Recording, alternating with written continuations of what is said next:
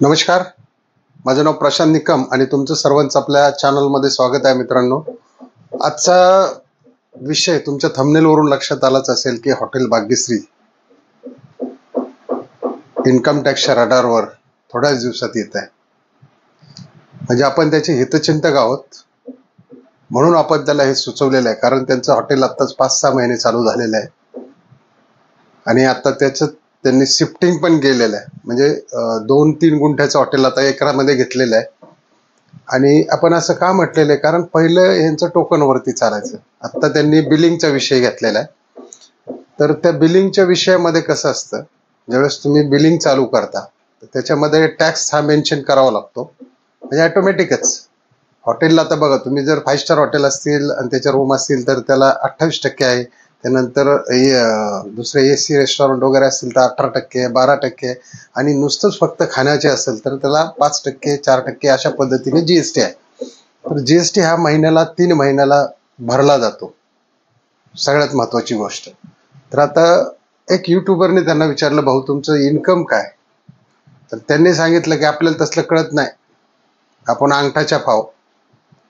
आता मला सांगा, तुम्ही ज्या देशात राहता त्या देशात पैसे कमवता, तिथं तुम्हाला GST भरणं हे गरजेचंच आहे. तिथं तुम्ही सांगून जमणार नाही की मी अंगठा छाप आहे, कारण त्यामध्ये जे आपलं सेंट्रल गव्हर्नमेंट आहे, सेंट्रल गव्हर्नमेंटचा गुड्स अँड सर्व्हिस टॅक्स असतो आणि स्टेट गव्हर्नमेंटचा SGST म्हणजे स्टेट गुड्स अँड सर्व्हिसेस, या दोन्हीचा मिळून हा टॅक्स भरावाच लागतो. तिथे म्हणून चालत नाही की आपण अंगठा छाप आहे. तर मला सांगा, उदाहरणार्थ अंगठा छाप म्हणजे काही सगळी सुट आहे का? उद्या समजा एखाद्या अडाणी माणसाने अंगठा छाप आहे, त्याने खून केला, 302 मर्डर केला, आणि एखाद्या डॉक्टर इंजिनियरने मर्डर केला, तर म्हणणार आहे का की बाबा याला अडाणी अंगठा छाप याला सोडून द्या? कायद्यात अशा तरतुदी नाहीये. त्या डॉक्टरला जेवढी सजा होणार, ज्या इंजिनियरला होणार तेवढीच त्या अंगठा छापला होणार. की तुम्ही असं अंगो डोळे झाकून म्हणायचं नाही की मी अंगठा छापेन, मला हे जमत नाही. आपण हे का सांगतो की भाऊ, वारंवार कुठल्याही युट्यूबरला बोलताना, तर मी तुम्हाला पुढे एक क्लिप दाखवणार आहे की युट्यूबरला असे भुरटे सुरटे असं बरंच काय म्हटलेलं आहे तो.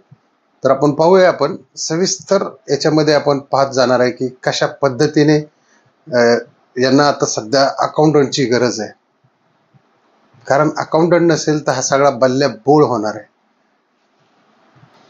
कारण आता बरेच म्हणजे छोट्या जागेतून मोठ्या जागेत गेल्यानंतर बराच त्यांचा हिशोब पण ठेवावा लागणार आहे. यांना वकिली सल्ल्याची सुद्धा गरज आहे. तर मी जे तुम्हाला म्हटलं होतं, आपण जे क्लिप आहे, जे सोशल मीडियामुळे जे यांचं हॉटेल मोठं झालं, किंवा सोशल मीडियाचा सगळ्यात मोठा हात आहे याच्यामध्ये यांना मोठं करण्यामध्ये. हे मडके जे आहेत, नागेश मडके, म्हणजे बरेच त्याच्यात जवळजवळ 50-100 चॅनल असतील. त्या चॅनलने मिळून यांना डोक्यावर घेतलं आणि आज हे त्याच लोकांना काय म्हणतात, आणि त्यांची जी बकरी खरेदी करण्याची पद्धत आहे त्यांच्याच तोंडाने ते सांगतायत. म्हणजे इन्कम टॅक्सवाल्यांना स्वतःच आव्हान देतात, हे 150 बकरे, हे 200 बकरे. आता जी छोटी जागा होती 2 गुंठ्याची, तिथं हॉटेल होतं, पुढं पार्किंगला जागा नव्हती, रोडला गाड्या लागायच्या, तिथे एकदा 200 बकरे उतरवले होते. म्हणजे जवळजवळ 30 लाखाची खरेदी एकदाच केली होती. आणि दुसरे आत्ता कालच एक रील टाकली की 110 बकरी आणलीत, म्हणजे जवळजवळ 15-20 लाखाची बकरी आणलीत. आता मला सांगा, तुम्हाला पटतं का एका दिवसात एवढी खरेदी? बरं ठीक आहे, पहिले तुम्हाला ती क्लिप दाखवतो. आणि दुसरी गोष्ट, त्या बकऱ्यांचा कधी या माणसाने चारा दाखवला का? 150 बकऱ्यांचा, 200 बकऱ्यांचा, हे हत्तीभर चारा आणलाय, टेम्पोभर चारा आणलाय, हे कधी दाखवलं नाही. पहिले क्लिप बघून घ्या, त्यानंतर आपण सविस्तर बोलू. अशी बुरटे सरटे येऊन इथे हिडो बनवून जातात, त्याच्यावर ध्यान नाही दिलं पाहिजे.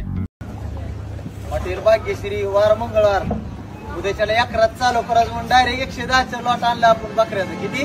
डायरेक्ट 110ची गाडी भरून आणली. हॉटेल भाग्यश्रीला सकाळचे 150चा हिडो चालला होता, अजून 50 आणल्यात जाऊन. कसे हॉटेल भाग्यश्रीला 200चा टोक आणून ठेवला डायरेक्ट. किती? 200 बकऱ्याचा.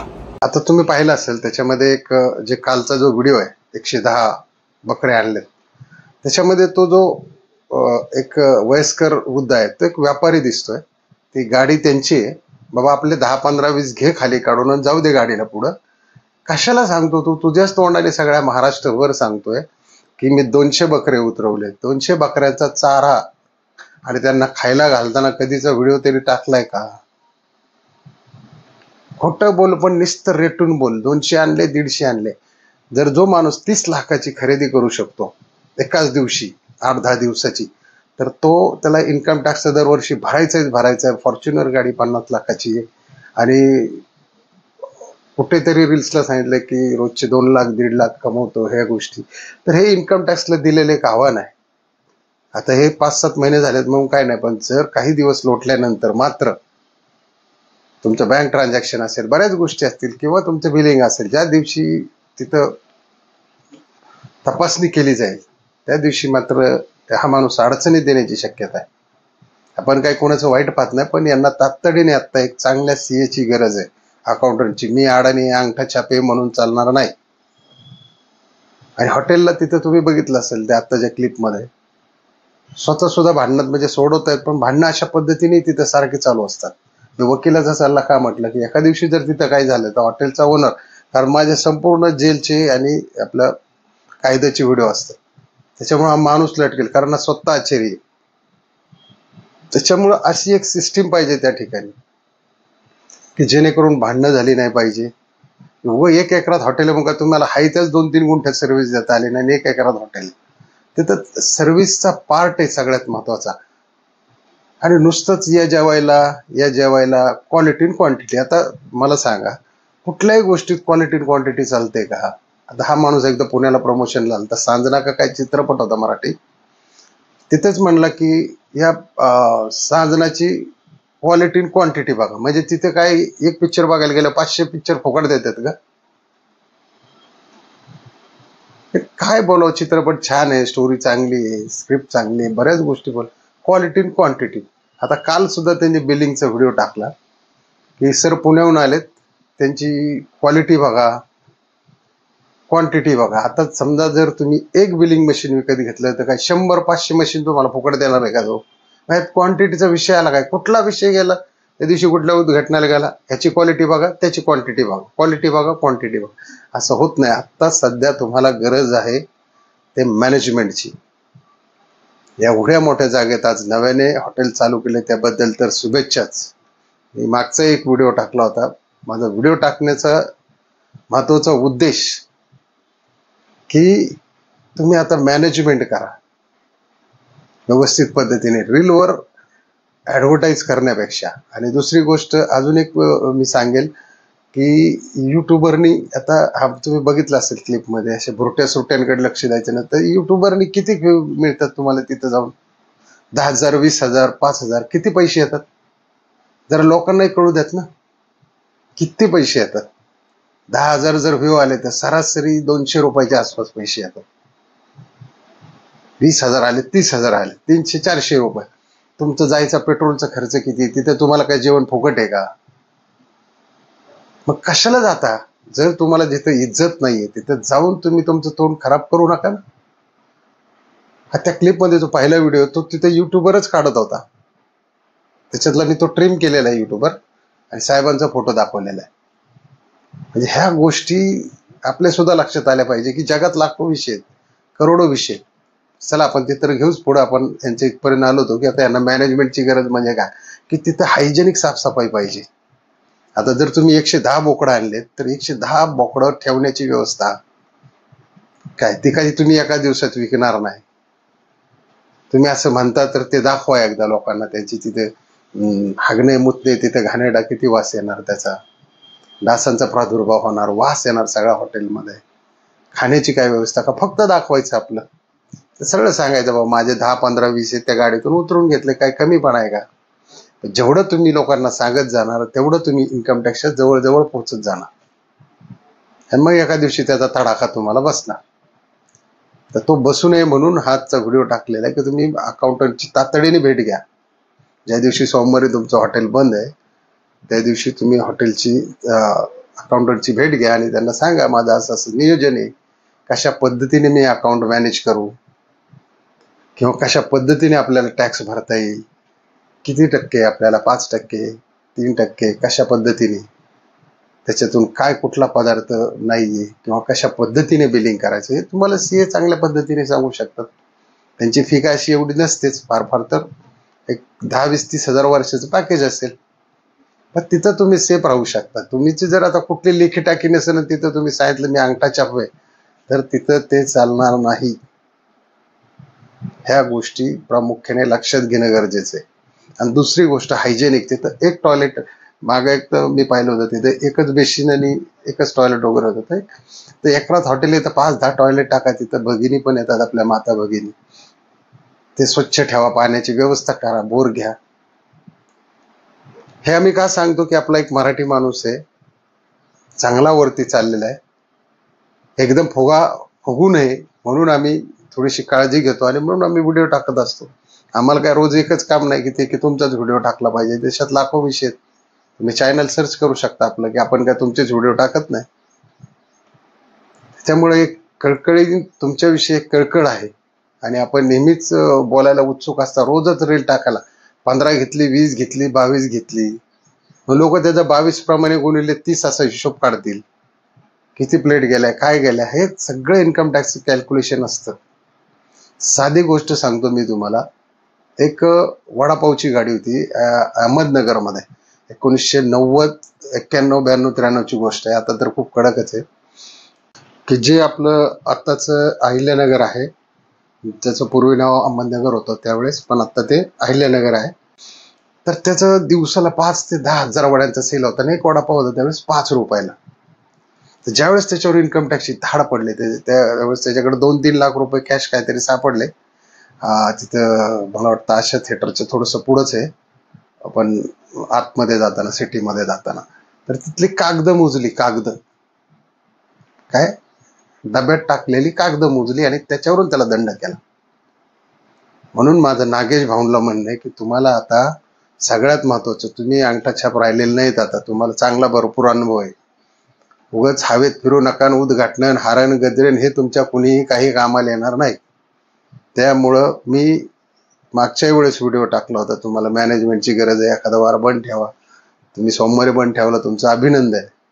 पण आता इथून पुढे तुम्हाला अकाउंट आणि एखाद्या वकिलाचे सल्ले घ्या वेळोवेळी. तुम्हाला ज्या दिवशी सुट्टी आहे त्या दिवशी तुम्ही जा वकिलाकडे, त्यांचे सल्ले घ्या. साहेब माझं असं असं चालू आहे, इथं अशा पद्धतीने भांडणं होतात, पिणारे लोक असतात, ह्याचे काय प्रोव्हिजन घेता येईल किंवा ह्याला काय प्रोटेक्शन म्हणून करता येईल की ज्याच्यामुळे आपलं हॉटेल गुंतलं जाणार नाही. ते दिलं सोडून आज 150 उतरवली, 200 उतरवले, उद्या इन्कम टॅक्स आलं तर सगळंच उतरून जायचं आहे. हे दाखवायची गरज आहे का? गिऱ्हाईक म्हणतं का तुम्ही किती उतरवले? 500 उतरव, नाही तर काय उतरव, त्यांना एक प्लेट खायची निघायचे 250 रुपयाची. आणि कोणी काही आवर्जूनच तिथे येत नाही एवढ्या लांब. तिथे लोक तुळजापूरला जातात, आसपास तिथे भरपूर क्षेत्र आहेत, तीर्थक्षेत्र, तिथे येतात. काही लोक खाणारे असतात ते खातात. तुमचा आता प्रॉपर कस्टमर किती आहे, रोजचा कस्टमर किती, हा वेगळा बेस आला. त्याच्यामुळं हे मी वैयक्तिक तुमच्याच हॉटेलला हे करून नाही सांगत, अशी बरीच हॉटेल आहेत तिथं, बरीच जे रीलवर येतात, नाद करते काय, नाद करतो काय, यायलाच लागते, जायलाच लागते. या सर्वांना माझं सांगणं, तुम्ही लिगली, आता कसं असतं, जोपर्यंत तुम्ही फेमस नव्हता तोपर्यंत तुम्हाला कोणी विचारत नव्हतं. पण आत्ता ज्यावेळेस तुम्ही प्रसिद्धीला आला, पैसे कमवायला लागला, आता त्यानंतर तुमच्या काही गोष्टी पडतात, ज्या गव्हर्नमेंटला तुम्हाला, म्हणजे दरवर्षी इन्कम टॅक्स रिटर्न फाईल करणे, त्याच्यानंतर जीएसटीचं ज्या पद्धतीने क्वार्टरली असेल क्वार्टरली करा, मंथली असेल मंथली करा. पण आता मात्र तुम्हाला या कायद्यातून चालणं गरजेचं आहे जर मार्केटमध्ये टिकायचं असेल तर.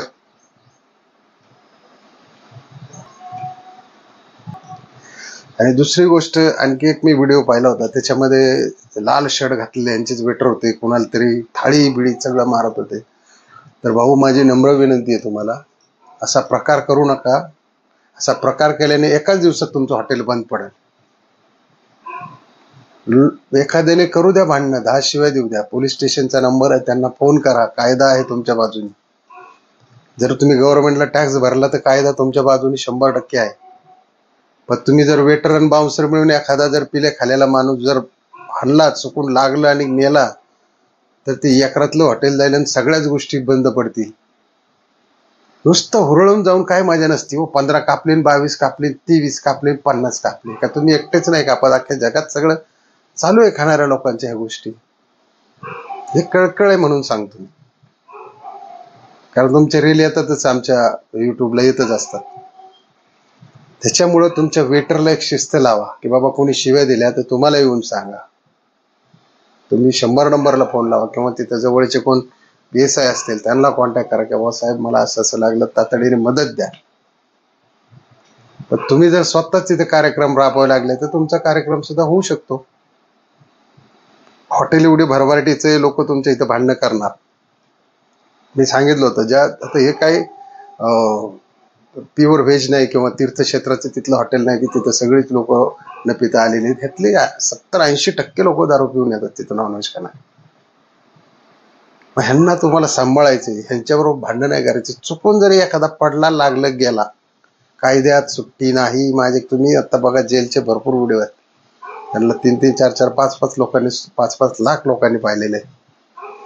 ह्या निर्दोष जरी कोणीही असू द्या, एक वेटर आणि तुमचे 10 वेटर असतील तर 10 वेटर सहित मालक, ह्या सगळ्या गोष्टी सेम गुन्ह्यात जातात. त्याच्यामुळं हवेत जाऊन मजा नाही. विचार करा, आपलं वय कमी, आपले वैचारिक क्षमता जर कमी असेल तर आपण सगळ्या गोष्टीचं, मी सांगितलं तुम्ही अकाउंटंट आणि ॲडव्होकेट, एखादा वकील, त्याचे सल्ले घ्या कशा पद्धतीने आपल्याला काय केलं पाहिजे. हा व्हिडिओ मी काही तुम्हाला ट्रोल किंवा मला त्याच्याशी काही घेणं नाही देणं नाही. आपल्याला काही, आपण ते खात पण नाही, काय विषय पण नाही त्याचा. तुम्हाला ट्रोल करण्यासाठी पण मी हा व्हिडिओ काढला नाही. पण तुम्ही रोजच हवेत असता. आज 100 नवीन एकरा चालू केलं, 110 उतरवलं आणि आणलेल्या बकऱ्याला कमीत कमी खायला घातलेला एखादा व्हिडिओ दाखवा लोकांना. हे तुमचे व्हिडिओ दाखवण्यापेक्षा. आणि ते बंद करा ना, तिथं व्हिडिओ काढायचे बंद करून टाका. लोक थोडीशी भांडणं झाली की व्हिडिओ टाकतात. कुणी टाकतं व्हिडिओ? जॅमर बसवा एक तिथे, काय लागतं? कुठल्याच मोबाईलला रेंज येणार नाही. तेवढ्या एक परिसरात तुमचं जेवढं हॉटेल आहे तेवढ्यात एक जॅमर बसवा, जिथे कुणालाही रील काढता येणार नाही किंवा कुठली रेंज येणार नाही, कुठल्याही पद्धतीची भांडणं वगैरे काही तमाशा जास्त होणार नाही. तर तेच माझं हॉटेल भाग्यश्री किंवा इतर जे हॉटेल आहेत तिथे नाद करती काय, येता काय, जाता काय, सर्वांना माझी नम्रतेची विनंती आहे की कायद्याच्या कचाट्यात सापडू नका. ज्यावेळेस आपण प्रगतीपथावरती असतो त्यावेळेस जर आपल्या मागे कायद्याचा भुंगा लागला तर आपलं होत्याचं नव्हतं. चला मित्रांनो, व्हिडिओ आवडला असेल तर नक्की सबस्क्राईब करा, लाईक करायला विसरू नका. कारण आपण अशीच नवनवीन लोकांच्या चांगल्यासाठी किंवा लोकांची कान उघडणी करण्यासाठी आपण असेच नवनवीन व्हिडिओ शेअर करत असतो. तर जय हिंद, जय महाराष्ट्र.